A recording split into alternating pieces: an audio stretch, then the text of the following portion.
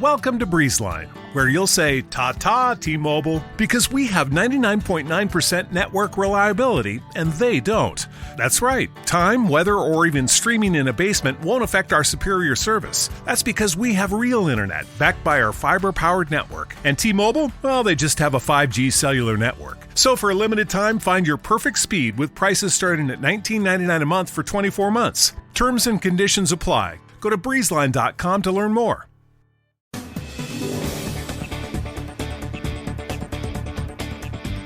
Hello, thank you for tuning in to another episode of NCIA's Cannabis Industry Voice on Cannabis Radio. I'm your host, Bethany Moore. I'm the Director of Communications at the National Cannabis Industry Association. And I'm happy to bring our listeners today my two guests to talk about lobby days. First, NCIA's CEO and co-founder, Aaron Smith, is joining us today. Prior to launching NCIA, he distinguished himself as a public advocate for marijuana policy reform, first with the California-based medical cannabis advocacy group, Safe Access Now, in 2005, and then as the California State Policy Director for the Washington D.C. based Marijuana Policy Project, all the way up until founding NCIA in 2010. Also on the show today is Monica Gray of Nice Guys Delivery and also an NCIA board member. Her company, Nice Guys Delivery, was incorporated in 2016 by her and her husband, Adam Fong. The company is a knowledgeable, high-level delivery service that offers the highest grade flowers, edibles, lotions, teas, tinctures, and more. Her and her husband own and operate the company, as well as Nice Gals, a CBD online retailer. Welcome both of you to the show today. Thanks for taking time to talk with me. Thanks, Bethany. Thanks for having us. Yeah, great to be here. Great. I would like to kick off the episode by reflecting on the past a bit. Last year in 2022, we all began to emerge from the restrictions of the COVID pandemic, and we were able to return to Washington, D.C. in person in the fall in September. But in the interim prior to that, we hosted what we called virtual lobby days to fill the gap. So let's talk a little bit about what that was like for you, getting on a Zoom call with members of Congress. Monica? Yeah, that's actually pretty funny story. So I think I attended both virtual lobby days. There's a mini lobby days in May of last year, and then the virtual lobby days in end of January 2022. And I was just getting over COVID. Um, so to say the least, I was a little bit hazy. But and I also had my whole family at home. So my 4-year-old, who was 3 at the time, made a couple of appearances. And I believe there was some some pets that ended up showing up on various screens. And so yeah, it was definitely interesting, but it was so nice to be in person last year because you can kind of tell that being online and on Zoom calls all day, and also Zoom calls for lobby days, just working with the staffers, they definitely had Zoom, the space out syndrome, where you're just kind of staring. It looks like you're staring out into space. You're paying attention, but you're not 100% there. So last year when we finally were able to make it in September back in person, it was more lively, engaging, personable, and the conversations were definitely I think a lot better. But it was good to see people on Zoom and to actually be able to speak to my stories and engage with the staffers. But it definitely was a little draining with COVID and having other distractions going on, to say the least. Yeah, Zoom fatigue is a real thing, Especially those days when you have back-to-back meetings and you are just like your eyes are crossing and you're sick of staring at a screen and you just start staring at yourself a little bit. Yep. Totally what's going on behind you, and Mm-hmm. it was definitely a time. Yeah, absolutely. Aaron, from an organizational standpoint, how did virtual lobby days go for you? I think you, Monica, really nailed it. It was really what we had to do because there was no other way to communicate with Congress, and even though we were in the midst of a public health emergency, there were still cannabis legislation was moving and being discussed, and that was really the only way to engage. And then going into the September in person event, we still had quite a few restrictions. We had our members had to be accompanied by staffers, and only had to be everything was by appointment only. So as we pivot into this year, I'm really happy that at least a good amount of that has lifted, and things should be a lot easier for our members this year. Yeah, absolutely. I was going to say, I mean, going back in September in person last year, it was kind of just like riding a bike, even though we hadn't gone in a couple of years. You're like, oh, okay, I remember how to do this now. But yeah, like you said, there were some limitations. The security protocols for getting into the House and Senate buildings by appointment only. You had to be escorted. Yeah, I remember standing outside with groups that were going in, our people, and it's just a sea of people waiting for your chaperone basically to come down and find you. And that was somewhat of an awkward process, but I think overall it was smooth. Monica, did you get a chance to attend our in-person lobby days in September? Or Yes, mhm. yes, I did. It was actually super fan. I mean, I had a great time.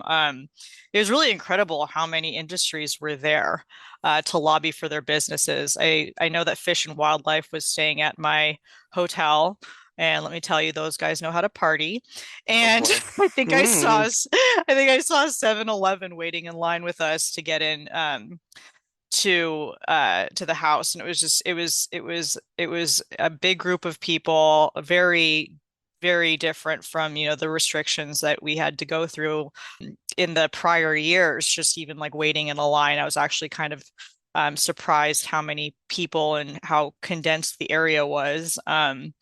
But yeah, waiting in line, waiting for the staffer to come down to meet you. But what I thought was really wonderful about having the staffer come down and meet you, even though it was a bit of a debacle finding that individual, was kind of getting to know the staffer that's bringing you up to the office, and how incredibly young they were. I think we had one office staffer that had just graduated from college, and she was on her second week working for the representative. So, but just hearing about what got them into politics and getting to know them personally a little bit, I thought was actually really really interesting and really eye-opening to me personally. But there's definitely some interesting restrictions that were going on, so I'm looking forward to going to the House and having things in Capitol Hill, to have things lifted up a bit, as Aaron was mentioning.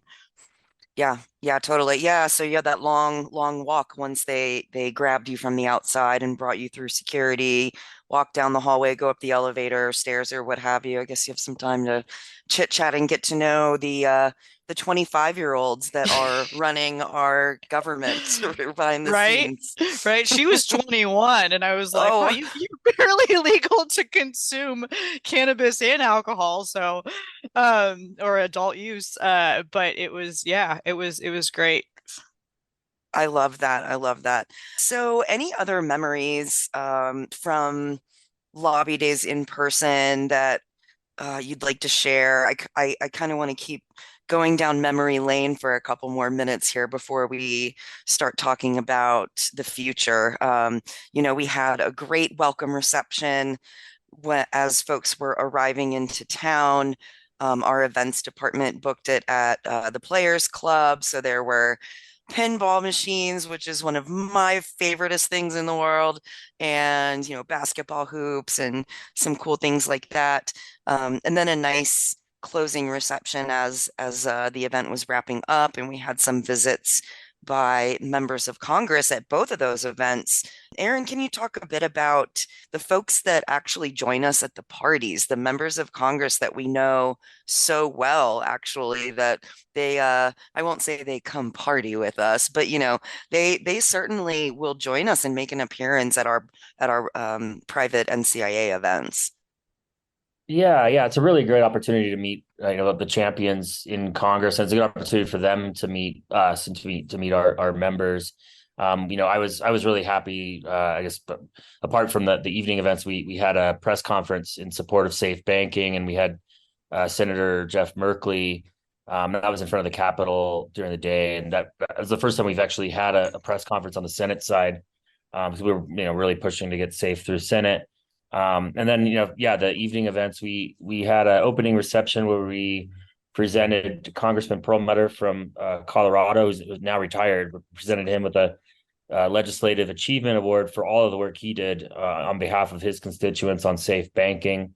And then the closing reception, we were, I don't have the number off the top of my head, but we were joined by several members of Congress on both sides of the aisle, Congress people like Congressman Blumenauer, Republican Nancy Mace, and others, that are there, like I said, really to learn from the industry, as well as, to make sure the industry knows that they're fighting for us.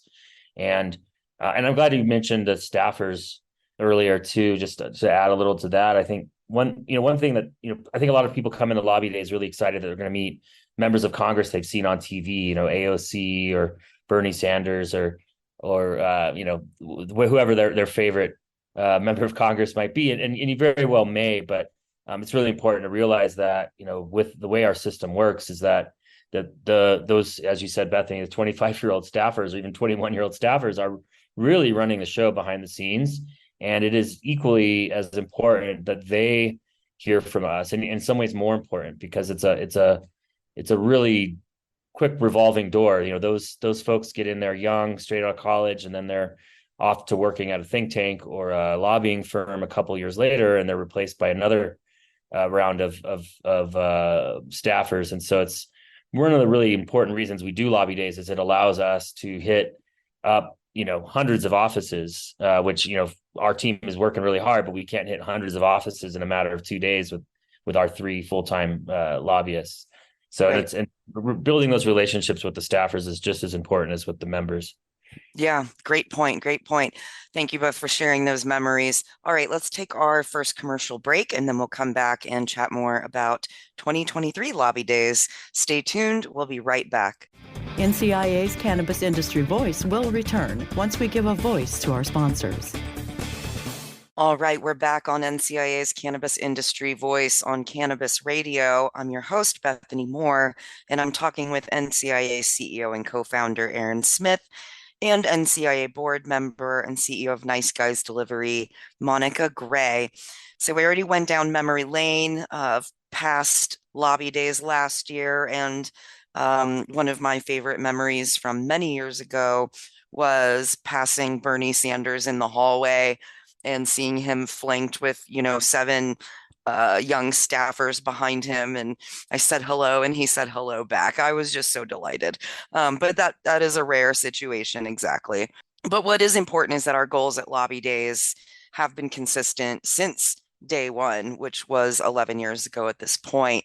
So we're educating Congress, and as we're saying, the 21, 25-year-old staffers, as to why cannabis should be federally legal. And of course, licensed business owners who want to see banking protections and 280 tax reform can tell their stories. As we look at the big picture here, what progress would you say we're seeing toward these goals, in the big scheme of things over the years? Aaron, would you start there? Yeah. So, when we first did lobby days over 10 years ago, I think we brought 6 or 8 people out to DC, and of course it's much bigger now. But at that time, there were very few members of Congress who would vocally support making cannabis legal like alcohol. And there were, really not many more that were interested in issues like the banking situation, and 280E was a completely unknown issue at that time. And, it took this Congress works at a glacial pace, whether we like it or not.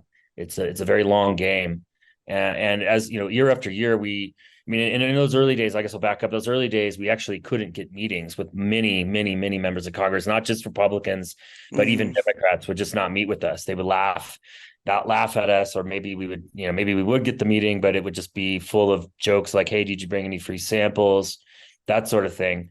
Womp womp. Fast forward today, you have the Safe Banking Act has bipartisan support, majority support in the House on both sides of the aisle, very close to passing the Senate. Unfortunately, hasn't yet. You have essentially the entire Democratic conference supporting cannabis reform, and many on the Republican side. And that's because of this work we've been doing over the last decade. And the issue's taken seriously too. Even in, I sit in some of these meetings, and sometimes I like to go to meetings with folks who I know are not going to be supportive.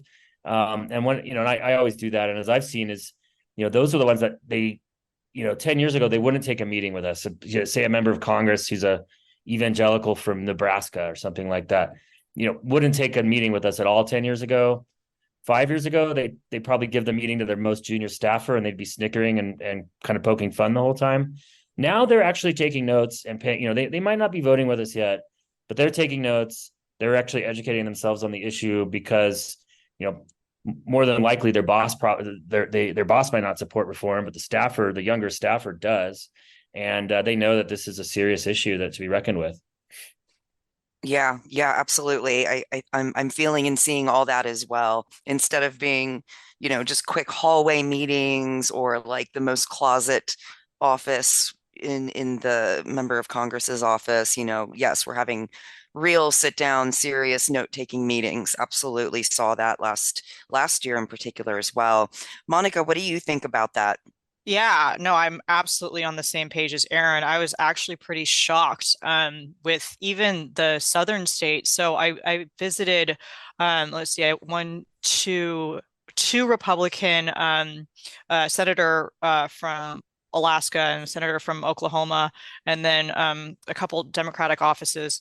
But I was surprised. Every staffer that we visited was actually understood cannabis to say, I mean, that goes a lot further than I think in the past. We had one staffer from a Republican Southern state, and he specifically told us look, my mother had to use medical marijuana for, she had cancer, and so she had to use it to help her with her appetite for when she was going through chemotherapy. So I am completely, sympathetic with what you guys are trying to do and understand the need for it. So, I mean, that was just having more of a personal, connection or personal conversation with somebody that works as a staffer in a southern state was pretty incredible. So, and then the majority of the House representatives as well as senators were for safe banking. They understood it. Comprehensive reform and descheduling was another conversation, was a little bit more of a touchy subject, but they understood the need for it, and it was at first I kind of thought I was going to come in like as a battle. I'm like really kind of trying to tell everybody the need for safe banking and for descheduling and telling all these personal stories, which I still did. And it was great that I had the opportunity to do that. But it was great because I was asked more questions, and they were really engaging conversations as opposed to what I thought might have been somebody just kind of disregarding what I was saying. And yeah, everybody that our group spoke to was very engaging and had more questions and wanted to follow up. And yeah, it was really awesome. Yeah. I I think there's something to be said about something that you said reminded me or made me think of our approach with Congress. They do want to hear about the bottom line, the job creation, the tax revenues, things that would benefit them on the dollars and cents level, but also that human connection, that Absolutely. the storytelling of how it's impacted a real human being's life, a relative, a mother, a brother, a friend, anything like that, that really makes you understand, that pulls at the heartstrings a little bit. So I think both of these approaches are an important part of our overall narrative when we're talking to members of Congress. And it's important that we keep going back to and keep adding to this conversation. It's an ongoing conversation. It's a long game, as you said, Aaron. And it's also becoming more complex and sophisticated. So I think this year, like, we're even talking even more about safe banking and 280E, but there's even more issues coming to the table. So Aaron, I'm curious what your thoughts are about, the added complexities about our industry that needs to be talked about when we're going to lobby days again this year. Yeah, so last year we saw some great, made some great strides really in that long in that long game. One of them was that we saw the most comprehensive cannabis reform bill ever crafted, introduced in the Senate, the Cannabis Administration Opportunity Act, KOA, that was not only introduced in the Senate but introduced by the Senate Majority Leader Chuck Schumer, which is a huge deal. That bill is flawed, but many parts of it were based on NCIA recommendations on how cannabis should be treated at the federal level. And we, us and other organizations provided pages and pages and pages of feedback, much of which was incorporated. But the bill still needs to improve. And, the proposed taxes that are out there are too high. And there's some other issues that, we're especially concerned the impact on small businesses and independently owned businesses, which we call Main Street cannabis. And so, we're going to be, as we kind of moved in this paradigm where legalization is relatively imminent, the question is when it's going to be, and most importantly, how it's going to look, how it's going to impact the existing industry. And so there's our members coming to lobby days May 16th through 18th this year will have an opportunity to really help steer that conversation in the right direction. And also, there's 82 members of Congress that just got elected.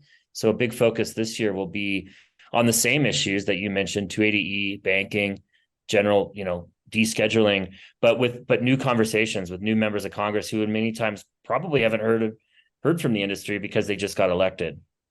Yeah, that's a great point.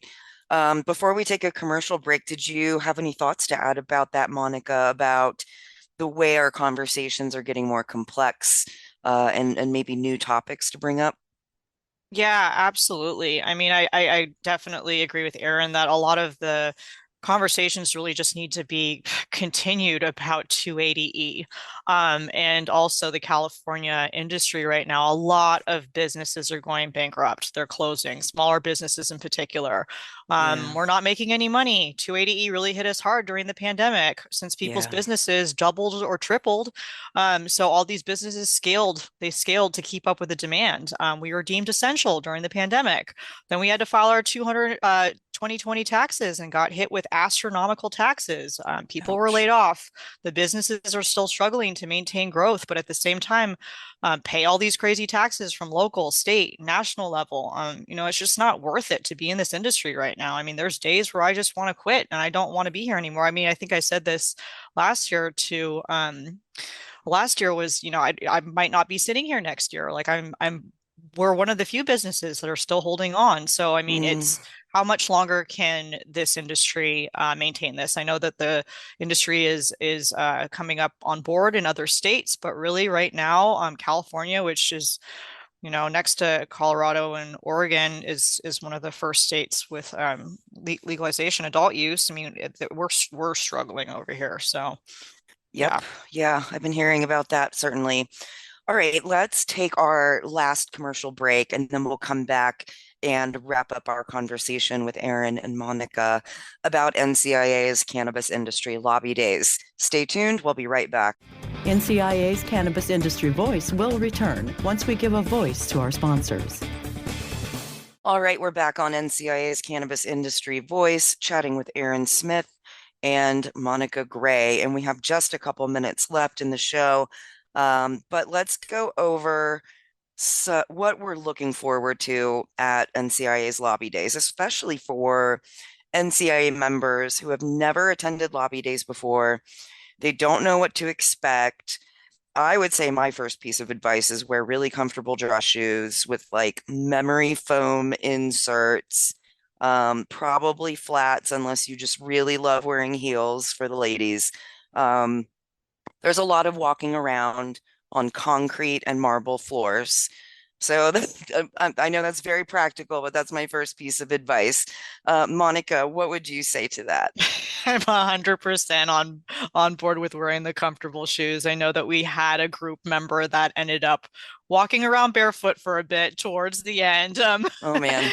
She's wearing heels. I was wearing heels as well, but I got the comfortable heels that I could actually walk in. But still, I'm next year I'm going to bring flats. I would say snacks as well is definitely to have something that you can just munch on. I know we're splitting it up to 2 days this year, but last year we did one day and we had back-to-back meetings from, I think all met at like around 9 o'clock in the morning, and then we went right until the end till 4:30, and it was very little time to eat. So snacks, and also definitely layer yourself. But the one thing I would say is just be yourself, tell your story when you meet with these people, and yeah, just don't. I mean, I guess my expectation was when I went in was that we were going to speak policy, but what I've found was most beneficial is just to really be myself and to really, tell all of these crazy stories of what we've had to deal with in this industry. Yeah, that would be my advice. Great, great. Thanks for that. Aaron, what comes to mind for you? Well, I mean, you both hit the nail on the head. I would say, members or who haven't done this before, I really urge everybody to come out this year. It's going to be one of the more impactful years because of new members of Congress. But also, it's not just about talking about your story, and it's also listening to them and learning what motivates a member of Congress to move on an issue, because that we solicit that feedback after the meeting, so our staff can take that in. But it also just, I think, very enriching experience for folks that have never lobbied Congress before to be in those really in the halls of power, and to get a better understanding of how the sausage is made. So it's also just really a great bonding experience with fellow cannabis industry people. It's not like we love our evening events and the things that the standard kind of event formats that we all go to. This is more of a all day and actually 2 day long experience where you're with cannabis industry leaders who some who you maybe know for a long time, others who you just met, and you're working toward a common cause for 8 hours a day for 2 days straight. And that really, I think, brings people together to make lifetime friends and colleagues. Yes, I absolutely agree with that, Aaron. And I really enjoy being there as well as the communications and media team to get the stories from our members about how their meetings went and how their experience has been. And just being in DC in general is a really great opportunity to see behind the scenes and get to do it with your industry peers. It's so worth it. It's a exhausting couple of days, but it's very fulfilling and very satisfying, I think. So I hope NCIA members who are listening, if you haven't already registered for our next lobby days, it's happening in May 16th, 17th, and 18th in Washington, D.C. Go ahead and register on our website and you'll get more details. Our government relations team is working behind the scenes to create the teams and set up meetings and do all that preparation work to make it a smooth experience for you once you arrive in our nation's capital. So in the meantime, we are continuing our event series across the country. We'll be visiting New York, Boston. We're going to Portland, Oregon, and a couple other spots as well, Miami, Florida. We just added an Oklahoma event as well. So be sure to go to NCIA's event website, our event page on our website, and register for these events. And they're all leading up to lobby days in May. So be sure to start making your plans to join us there as well. And I think we have run out of time today, but thank you guys so much for jumping on the show today and going down memory lane with me and hyping up the excitement for what's just a few weeks away, honestly, our 11th annual Cannabis Industry Lobby Days. Thank you, Bethany. Yeah, that was great. Great. Thanks so much again for your time. And thanks to NCIA listeners and everyone listening to the show. Appreciate you tuning in to another episode of NCIA's Cannabis Industry Voice. Until next time.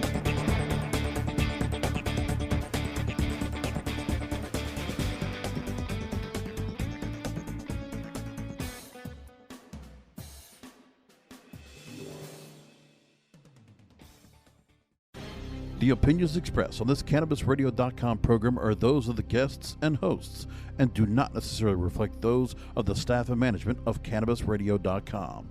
Any rebroadcast, republication, or retransmission of this program without proper consent is prohibited. America needs reliability, roads to keep supplies moving, energy to power every moment. And we need that reliability now. Hundreds of new infrastructure projects are awaiting government approval, projects that will supply thousands of jobs and improve American lives. But new red tape from the White House could create years of backlog, or worse, project cancellations. Ohio can't wait any longer to build back better. We need progress now for better roads, more affordable energy, and a reliable supply chain. Help break the gridlock. Call Senator Brown, 202-224-2315. And tell our senator we need him to cut the red tape and get Ohio moving again. 202-224-2315. Paid for by the Coalition for American Jobs.